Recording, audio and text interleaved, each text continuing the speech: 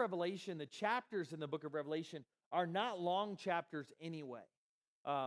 You look at, anybody think of off the top of their head a book of the Bible that traditionally has long chapters?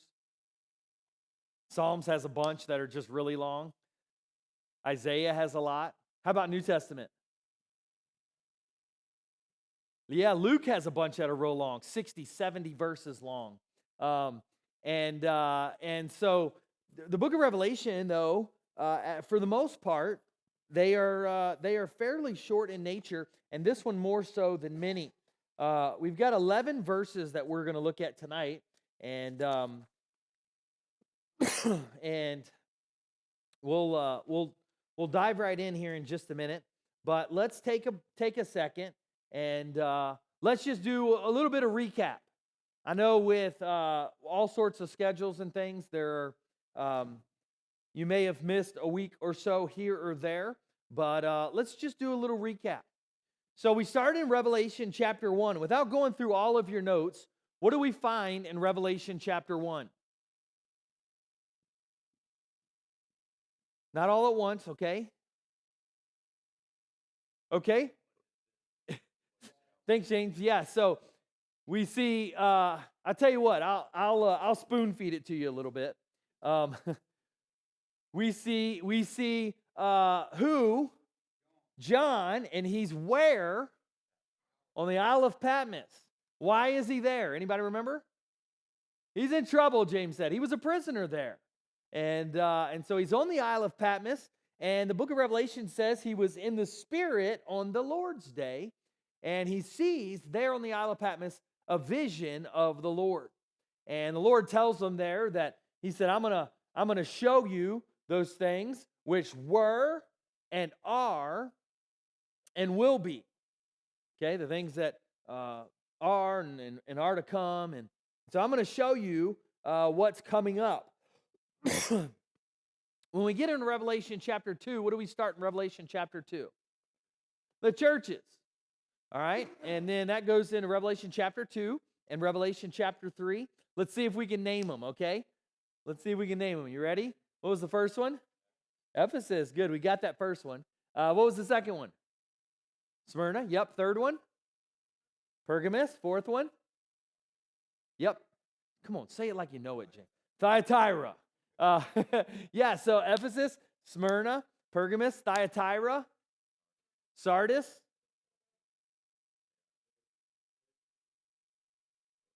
I must have missed one. Ephesus, Smyrna. I must have missed one in counting. Ephesus, Smyrna, Pergamus, Thyatira, Sardis, Philadelphia, Laodicea. There we go. So there's all 7. And anybody, just a little bit of a quiz time. Anybody remember what 2 churches do not have anything negative said about them? Smyrna is one of them. They were the persecuted church. Philadelphia. Yep, Philadelphia is the other one. So they don't really have anything negative said about them. And it's those two churches. So we get into chapter 4. And in chapter 4, I think I entitled your notes, if you're going through them, I think I entitled your notes, The View of the Throne Room, or something along those lines. Because what we have is, we see the throne room. We see the 4 and 20 elders. We see the 4 creatures or beasts. And we see John up in this vision of the throne room. And let's see, in chapter 5, when we get to chapter 5, we find ourselves introduced to the book, and I think in your notes I may have titled it something along the lines of the book, The Lion and the Lamb, or something like that. So we're introduced to this scroll or book. On this book are 7 what? Seals. Good. So you got 7 seals. And John begins to weep and be upset, be sad. Why so? Because nobody was found worthy to open the scroll. And then one of the elders leans over to John and says, "Don't worry. Behold, the Lion of the tribe of Judah." And when John looks up, he doesn't see a lion, he sees a lamb. And so that's kind of how chapter 5 ends with this worship going on to the Lamb. And then when we get into chapter 6, we see the first 6 of the seals. Yeah, we see the first 6 of the seal judgments. And just to kind of run through those, we start with the 4 horsemen, okay, which I've said to you, I believe that the first horse is the introduction of the Antichrist. The second is conflict and war. That would be the red horse. And then you've got the black horse, and that's death. And then you've got the pale horse, and excuse me, famine is the black horse, and then death is the pale horse. Then you've got the 5th seal is the crying out of the martyrs, and then the 6th seal is natural disaster, earthquake. The sun is darkened, the moon is as blood. Okay, and then we stop there at the 6th seal, because the 7th seal happens in Revelation chapter 8, and it's just the introduction of the 7 trumpets. All right, so we have this interlude, which, by the way, we're going to be in an interlude again tonight between chapter 10, verse 1, and 11, verse 14. We're only going to be in chapter 10 tonight. So in chapter 7, we find ourselves in this interlude. So we've come through the 7 churches, the view of the throne room, the book, the lion and the lamb. We've got the 7 seals opened, or the 6 seals, I guess, opened. And now we've got in chapter 7 this interlude. And this interlude talks about all those who are going to trust and accept Christ. All right, it's the 144,000. It is the people, the saints from every tribe, kindred, tongue, people. And that's all in chapter 7. Chapter 8 starts with the opening of the 7th seal, which is the introduction to the 7 trumpets, really the 6 trumpets. And you see the earth. Remember the grass. The first trumpet is the grass is burned up, and 1/3 of the trees. The second trumpet is the sea with 1/3 of the ships and 1/3 of the creatures of the sea. The 3rd trumpet is the fresh water, so it's land, salt water, fresh water, and 1/3 of the waters become bitter. The 4th trumpet is things that begin happening astrologically. So the sun, the moon, the stars are darkened for 1/3 part of the day. And then the 5th trumpet is 1/3 part of the men, of humans, 5th and 6th, are smitten. And if you remember back, all the way back in Revelation chapter 5, if you remember the 4th seal, we lose a quarter. Thanks. What a guy. Keep you around, Wayne. We lose a quarter. You know, people hand you a cup of water, you just drink it and you don't ask questions. I'm glad Wayne and I are friends. Who knows where that water came from? So we see in Revelation chapter 5 on the 4th seal, and Revelation chapter 9 on the 6th trumpet, we see probably a half of the remaining population is killed. And then, so we finished up chapters 9, and we're going to start in chapter 10 tonight, okay?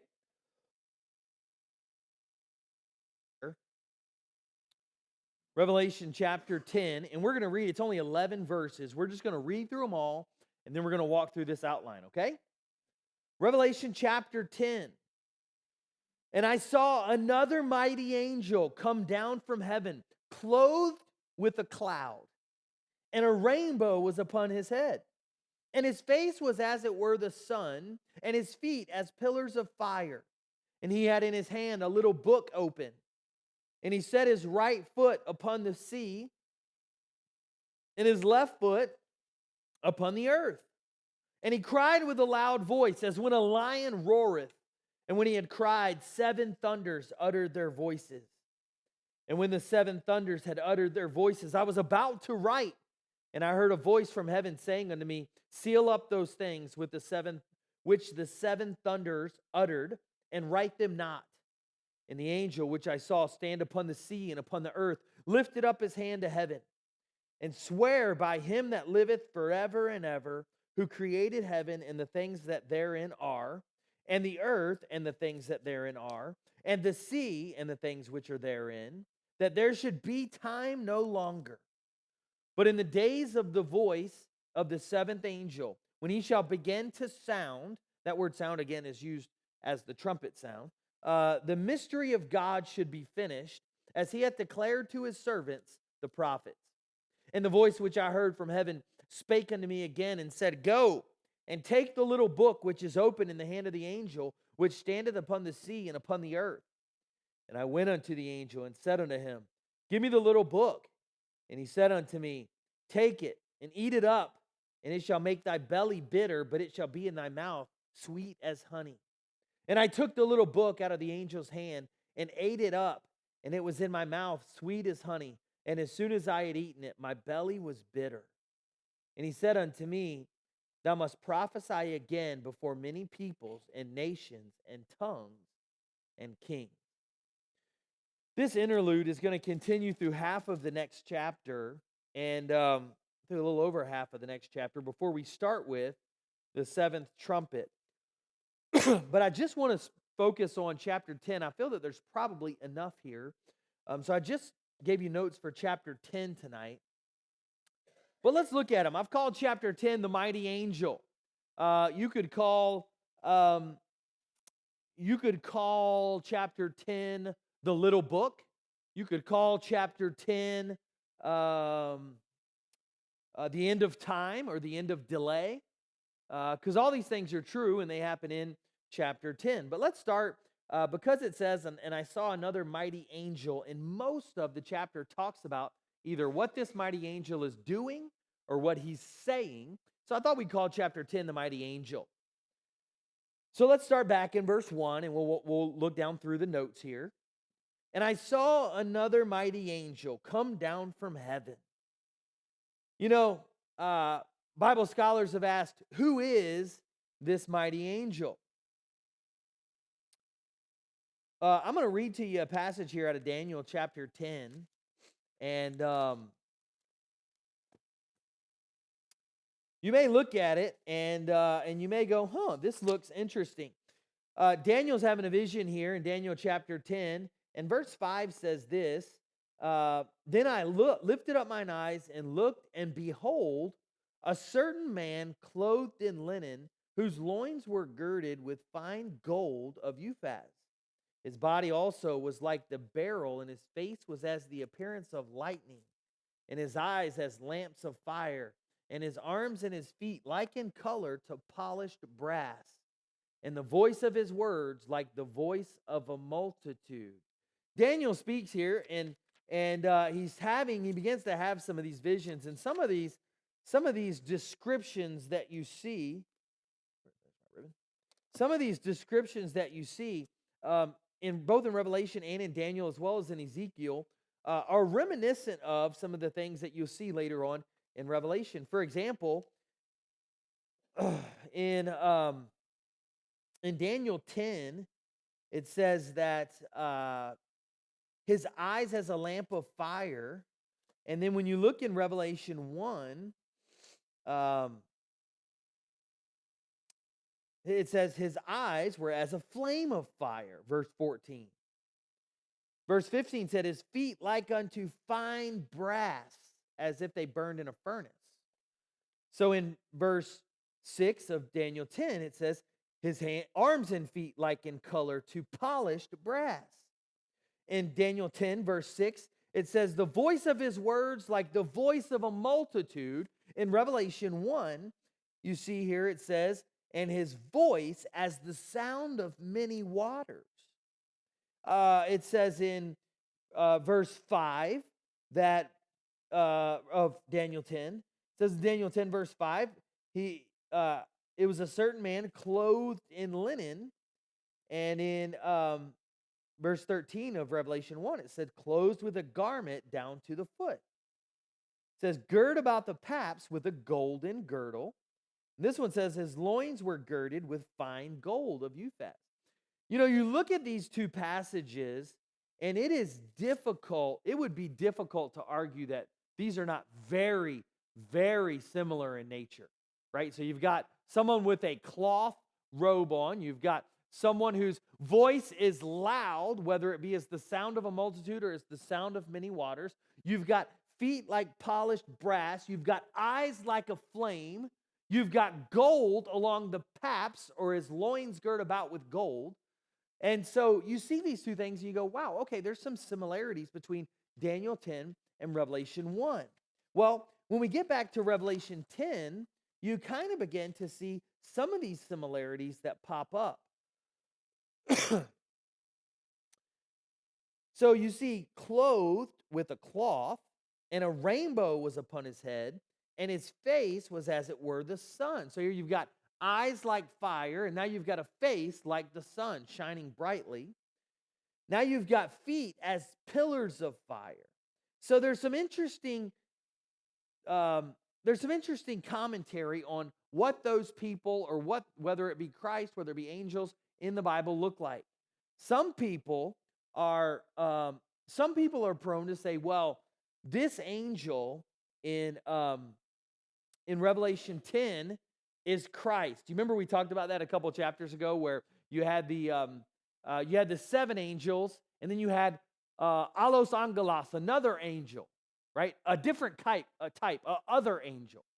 I would argue that there are different types of angels. For example, Michael is called in the Bible an archangel, and is referenced as being an angel like of battle, of war.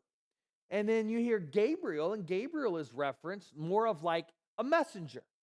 And so I would argue it just makes sense that God probably has different angels that fulfill different tasks. But we get into Revelation chapter 10, and who is this mighty angel? Many people would say, oh, well, this must be Jesus. Let's look down through some of the reasons why people would say, oh, well, this is Jesus. Number one, he's come down from heaven. Sorry, let me get into my other notes here. Number one, he's come down from heaven.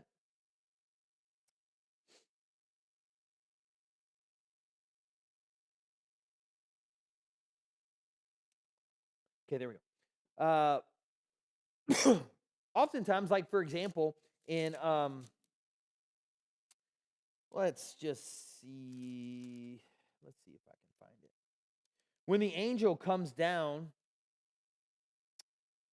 I think it's in Revelation 9:1, it says, the fifth angel sounded, and I saw a star fall from heaven unto the earth, and to him was given the key of the bottomless pit. Probably what we see in Revelation 9:1 is an angel.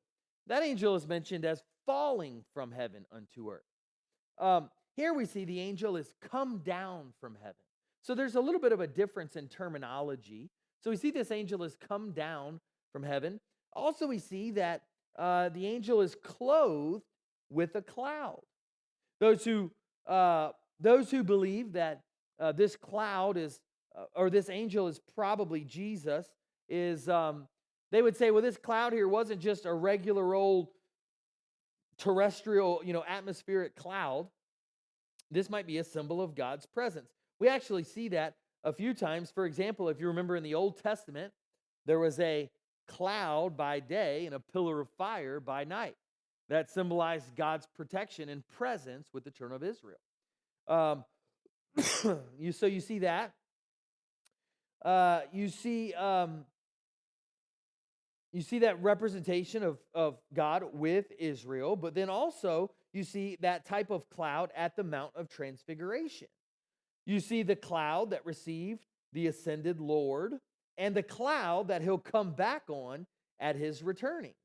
Some scholars would believe that this cloud that he's clothed in is nothing other than the Shekinah glory of God. Now, I'm not going to take a hard stance on this one way or the other, as you'll find out over the next 10 minutes.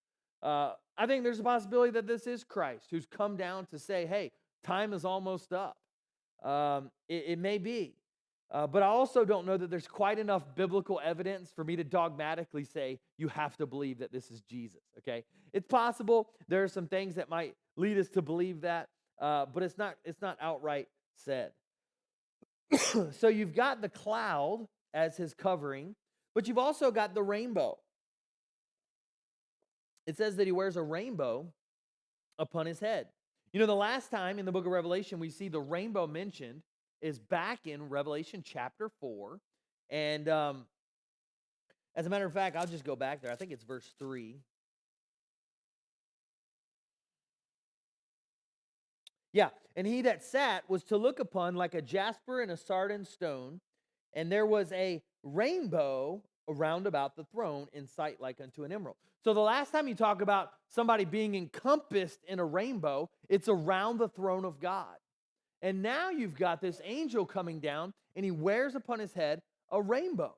So there's maybe there's something to this. It's last seen around the throne of God, and here it encircles the head of the mighty messenger and really kind of becomes his crown. It says in verse 1, his face were as it were the sun. You know, we see that back in Revelation chapter 1, verse 16, I think. Let's see here.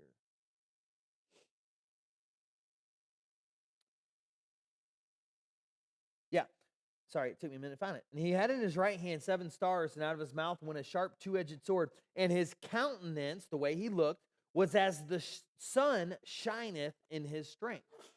Okay, so maybe here we know it's Jesus in Revelation chapter 1, and now we have this mighty angel who has the sun. His face was as it were the sun. Now we see another similarity, because in Revelation 1:15 it says, in his feet like unto fine brass. And it says in Revelation 10, and his feet as pillars of fire. So they are bright and shining. It doesn't necessarily say fire in chapter 1, and it doesn't say brass in chapter 10, but you have similarities anyhow. So there's the possibility, to answer the question here, there's a possibility that this is Jesus. We don't know. The nature of the text does not mean it can't be Jesus. There are times, specifically in the Old Testament, and this is part of maybe why some people would argue that maybe this is Jesus. But there are times where in the Old Testament, the angel of Jehovah, the angel of God, and the angel of his presence are titles that refer to Christophanies, as the Son of God himself incarnates and comes down and is among men. So some people argue that, well, in the Old Testament, Jesus presented himself as an angel. And now, in calling out Israel to believe in the Messiah, Jesus again represents himself as an angel. Again, I don't feel so strongly about it that I'm going to try to argue and get you to believe one way or the other. But I wanted to do justice to it and at least talk about who is this mighty angel. It may be an angel that has specifically been given the authority to do this. It may be a Christophany. I don't know. Go ahead, Ken.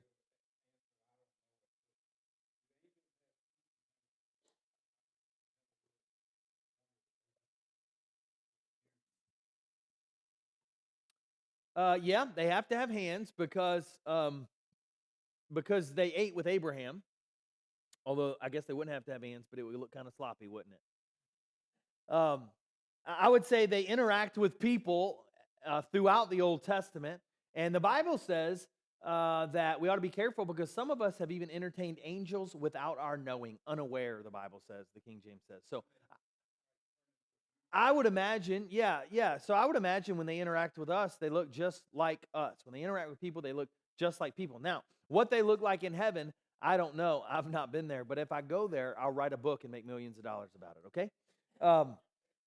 So I don't know what they look like in heaven, but I know when they interact and whenever they are part of a story in the Bible, that they have very human-like features. Okay, so we've looked here at this angel. We don't know, and we can't be dogmatic about who he is, but let's look at what he does. And he had in his hand a little book opened. This is an interesting way to put that, a little book. I went ahead and just put on your paper the difference in the Greek because This is a different word altogether than the book that we saw in Revelation chapter 4. Uh, yeah, chapter 4. Chapter 4 or chapter 5? Makes no difference. This is a different word altogether. Um, chapter 5. Then we see in chapter 5, verse 1. And when I say this, you'll go, oh yeah, that word. Biblion. Sounds very much like Bible. Book. Biblion. So the word in Genesis or Revelation 5:1 is biblion. The word here is biblaridion. So it literally just means a smaller book.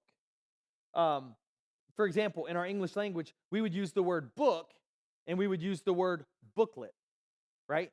So two of the same words that are related, but we would never, if I were to give this to you, you would never say, oh, that's a nice little booklet, right? This is not a booklet, right? This is a book. There's a lot to this. But a booklet might be something that was printed of this many pages and folded in half and stapled, and you might have a little booklet. Okay, so when the Bible says biblaridion, we literally are meant to think a smaller or a little book or a section of a book. So it's a smaller form of that. So our translators did good when they gave us the word a little book. That's what we have. So he's got a little book here. We're going to get into a minute just what do we think this book is. But let's keep looking. What are his actions? It says, and he set his right foot upon the sea and his left foot on the earth.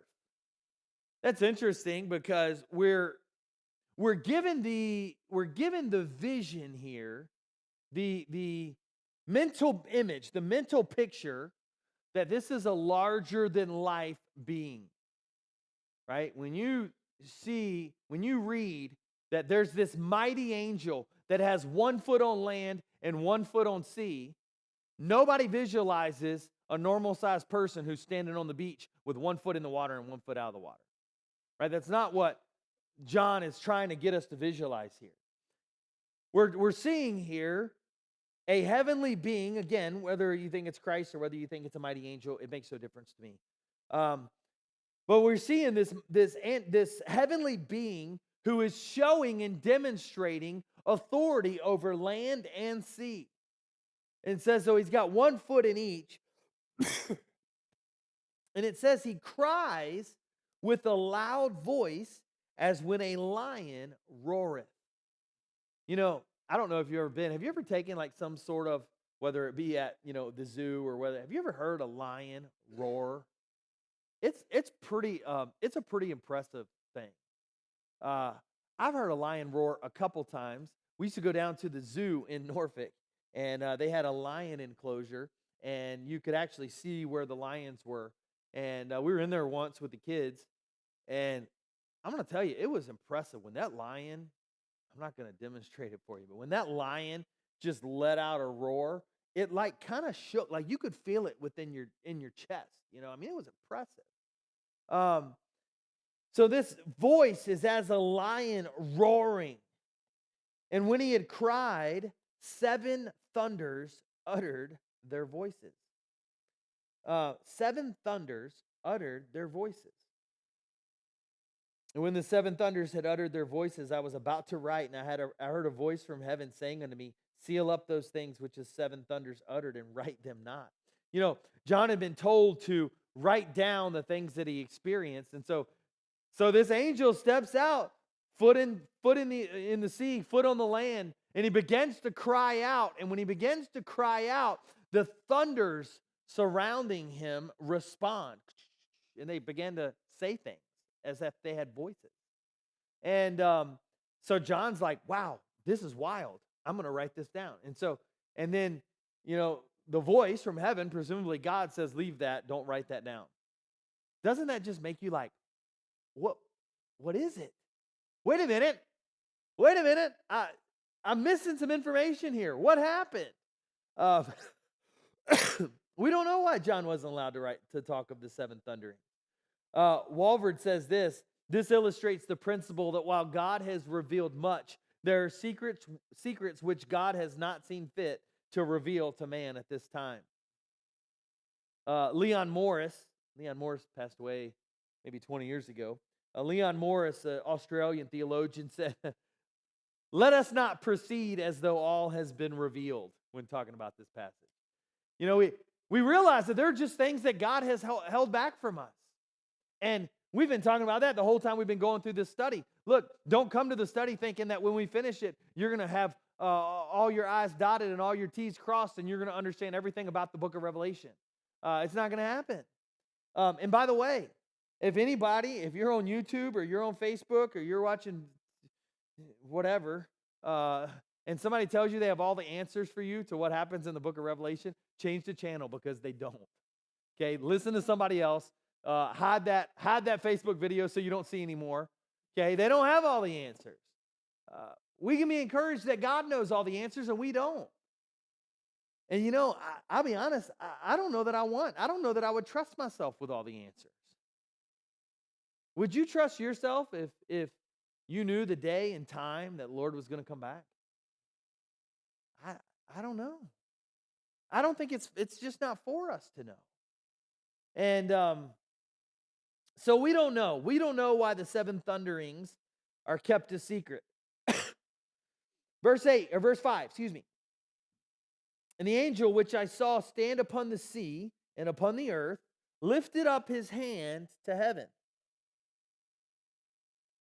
It says, and swear by him that liveth forever and ever, who created heaven and the things that therein are, and the earth and the things that therein are, and the sea and the things which are therein, that there should be time no longer. I think sometimes when we think of that phrase, time no longer, I don't think we are to read it by saying that time will have no more meaning, right? We exist in a plane of time right now. It's 7:46. If I were to just continue teaching through, as much as you guys love me, at some point you would start trickling out, right? At some point you'd be like, man, I've got to get up for work in the next, tomorrow morning. Man, it's late. I got to get the kids and we got to get home. And, some of you might be more patient than others, but if I kept going and it got to be 10, 10:30, 11, you guys are going to be gone. It's just going to, I'll have to have my wife come back and pick me up because she will probably leave too. You guys would just, why? Because we exist inside of this world where we all live based on time, right? I don't think the Bible here is saying that time has no more meaning. I think what the Bible is saying here is you're out of time. You're out of time. Time has run out. If you watch sports, sports are always time-bound, with the exception of baseball, which sometimes just goes on and on and on. But sports are time-bound. There's a certain amount of time you have, and then you're out of time. No more time. Well, I think when the Bible here says that time, there should be time no longer, I think what it's saying here is there's no more delay. The Lord is coming. We've run out of time. We are coming into the very last moments of the last days. This is it. And it's a plea, if you will, for those who haven't trusted Christ, that you're out of time. You're out of time. So there's time no longer. Verse 7 says, but in the days of the voice of the seventh angel, when he shall begin to sound. So the seventh angel, remember, now we're actually getting into, this isn't the seventh angel sounding. That happens in verse 15 of the next chapter. It says, and the seventh angel sounded. But right now, it's the angel saying, this is what's getting ready to happen. The seventh angel is getting ready to sound his trumpet. You're getting ready to be out of time. We're getting ready to be at the end of the tribulation. All these things are getting ready to happen. Pay attention. Turn to Christ, I think. So he says that the voice which I heard from the heaven spake unto him. Verse 7. But in the days of heaven, days of the voice of the seventh angel, when he shall begin to sound, the mystery of God should be finished, as he hath declared to his servants, the prophets. I gave you a couple in our notes. Whoops, our bulleting didn't quite follow the right formatting, but it's okay. Underneath D there, that should be 1, 2, 3, 4, 5. Instead, it's 4, 5, 6, 7, 8. But I gave you a couple examples of things in the Bible that are called mysteries. And we see them from time to time. And I'll just go through and I'll read to you about a couple mysteries. One's in Romans chapter 11, verse 25. For I would not, brethren, that you should be ignorant of this mystery, lest you should be wise in your own conceits, that blindness in part is happened to Israel until the fullness of the Gentiles be come in. So this mystery we see in Romans chapter 11 talks about the fullness of the Gentiles' time and then the ultimate reconciliation of Israel. So it's pointing to Israel. It's pointing to what's getting ready to happen in Israel. That's in Romans chapter 11. We see God's purpose for the church is called a mystery. In Ephesians chapter 3, we see this mystery begin to unfold. And it says, according to the eternal purpose which he had purposed in Christ Jesus our Lord. It's in verse 9. And to make all men see what is the fellowship of the mystery which from the beginning of the world hath been hid in God, who created all things by Jesus Christ. So you got this introduction. I think the word happens 2 other times in this passage. Once, I think, is in the very beginning, verse 3. How that by revelation he made known unto me the mystery. So we see this mystery in Romans chapter 11, in Ephesians chapter 3. Sorry, I've got Romans chapter 11 twice there. But then Colossians chapter 1, the living presence of Jesus in the believer is called a mystery. I won't go through and read them all here because I want to talk to you about the book a little bit. But the living presence of Jesus in the believer is called a mystery. And then in Colossians, which we were kind of right there, but in Colossians chapter 4, the gospel is called a mystery. So in Colossians chapter 4, verse 3, the Bible says, to speak the mystery of Christ. It's talking about what we know about Christ in the gospel. And so we see these mysteries, and this angel says this, that when the 7th angel begins to sound the trumpet, it's now time for the beginning of the end, and the mystery of God is at hand. He says this, that the things that God has been working under the radar to work out all this time. You know, you think about it. We think about this very individualistically sometimes, right? We grab hold of Romans 8:28 and we say, all things work together for good to them that love God, to them are the called according to his purpose, right? And we believe in our lives that God works things out and is always, putting the puzzle pieces in place for our life to ultimately give him glory and for him to bring us to a place where we want to be. If I were to ask you all individually, you would say, yeah, Pastor, I believe that. I believe God's working in my life to ultimately bring me to where he wants me to be. But it's not just individually. It's God has worked throughout all of mankind, throughout all of human history. And really, that's what the Bible's about. The Bible is showing us how God has worked and put the pieces together and shuffled things in together for his glory and for his plan. And so now this 7th angel is getting ready to sound, and he's getting ready to blow the trumpet. And it's like there's an excitement here because it's like this mystery, guys, that you've never been able to see and you don't quite understand. It's getting ready to come to fruition. Okay, it's kind of like Christmas morning, right? We're almost at Christmas, and you think of Christmas morning, and there's all like just excitement, like, oh, it's Christmas morning. Right? You've gotten gifts for your kids, and you can't wait to give them to them, and you've got gifts for one another, and it's kind of, there's some excitement there. And why?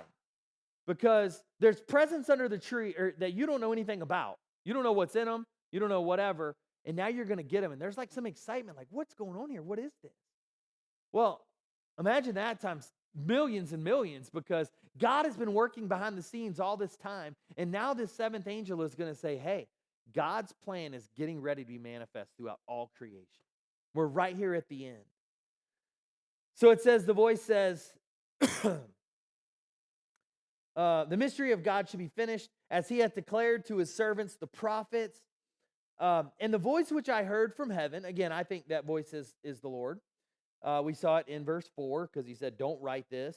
The voice I heard from heaven spake unto me again and said, go and take the little book which is open in the hand of the angel, which standeth upon the sea and upon the earth. So, okay, now we got to get to we've got to try to figure out what this little book is. Because this angel, or this, what the Bible calls a mighty angel, if you choose to believe it's a Christophany, that's fine. But this mighty angel has come down, a foot on the land, a foot on the sea. He's declaring what's getting ready to happen. He speaks and thunderings happen. And there's all this, and he's got this book with him. And then the voice, I believe, of God says, go and take that book. What's in the book? Spoiler alert, I don't know. But there's a book here that this angel has, and John is told to go and take it. It gets even more unusual.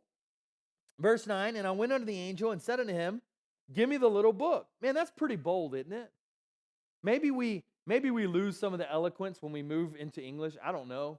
But give me the little book. That to me comes we've just seen this angel come down from heaven, 1 foot on land, 1 foot in the sea, thunderings, a voice like a roaring lion, and John walks up to him and is like, give me the little book. Man, that's pretty brazen. He says, give me the little book. And then the angel says unto him, middle of verse 9, he said unto me, take it and eat it up. And it shall make thy belly bitter, but it shall be in thy mouth sweet as honey. We see that verbiage, take the book and eat it. Does that remind you of anything else in Scripture? Anybody think through? Yeah, what does Isaiah say? Do you remember, Brother Frank?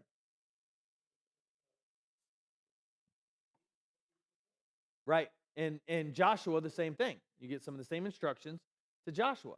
And so you hear some of these instructions, take it and eat it. It's not weird, guys, where it's we're not being weird here, where we're going to take and he's going to try to physically digest this book. But Jesus did say, I'm the bread of life, yeah? So there's a truth to Christ. It talks about something that could be eaten. But I think there's room here for the word to mean take this and accept all of it. Take all of it. Take it all in. Right? We would say that. There's room in the Bible here for idioms, for the way that we use language. If I would say, man, I went to Busch Gardens and I saw the Christmas town display, the lights. Man, I just stood there and took it all in. Well, somebody from another language might be like, he did what? He took it all? He stole it? What does it mean he took it all? Oh, he took it all in. He ate it all. What is that? Well, there's room for those linguistic things. So I think when John says, is told to take it and eat it, there's the play on words here of take it and accept all of it. Like it's all yours. It belongs to you. And I took the little book out of the angel's hand and ate it up. And it was in my mouth sweet as honey. And as soon as I had eaten it, my belly was bitter. So we take this idiom and we say, okay, so if John eats it up, maybe there's some within this vision, within what he's seeing, there's kind of like in dreams, you do things that you couldn't do in real life. I used to have a recurring dream that I could fly. Anybody like that? It was always the same. It was on my street growing up. I was being chased. It was this recurring dream that I had. And I would take off running down the street and just fly. Sometimes you can do things differently in dreams than what you can in real life. And so maybe in the midst of this vision that John has, he really does eat. He really does take this book and eat it. So there's room here to look at this both ways. But it says specifically that it was sweet in his mouth as honey, But then when he had eaten it, his belly was bitter. I think the only way to understand that is to look at the next verse. And he said unto me, thou must prophesy again before many people and nations and tongues and kings. So he says, hey, this book, maybe it is some demonstration of what God is going to do. Maybe it's, people have called it part of the title deed of earth, or, different things. But I think somehow it gives John the understanding that he has a job to do, that he's getting ready to be back on the earth where he's supposed to proclaim the gospel of Jesus Christ. And I think it's sweet because John sees what happens and he sees the victory that Jesus is going to have. But I think it's bitter because we've already talked about, with just 2 places in chapter 4 and chapter 9, we see half the population is killed. By the time John gets to the end of his vision, he's going to see death and hell cast into the lake of fire. He's going to see people in eternal torment. I think it's in that sense that the book that he had was sweet because we see the victory of Christ, but it's bitter because not everybody's going to partake in that. Not everybody's going to enjoy that. Not everybody's going to be in eternity with Christ. And so we finished chapter 10 there. And he said unto me, thou must prophesy again before many people and nations and tongues and kings. Now, not next week, because we're going to take next week off. But when we come back at the first of the year, we're going to get into the 2 witnesses. And this is interesting because we've got this continual interlude in chapter 11 before we get to the 7th trumpet. All right, so we'll start there. Trying to remember when we started this study and how far along we are. Anybody remember when we started? September? Was it the beginning of September? I think it was too. I had in my mind it was the beginning of September. So, whatever, 3 months, 3.5 months we've gone, and we're halfway. We're at the halfway mark right now. We're halfway through the book of Revelation. So, I originally told you that this may take 6 months, and that seems to be probably the pace that we're at. Maybe we'll finish it a little sooner than that. But anyway, that's it for tonight.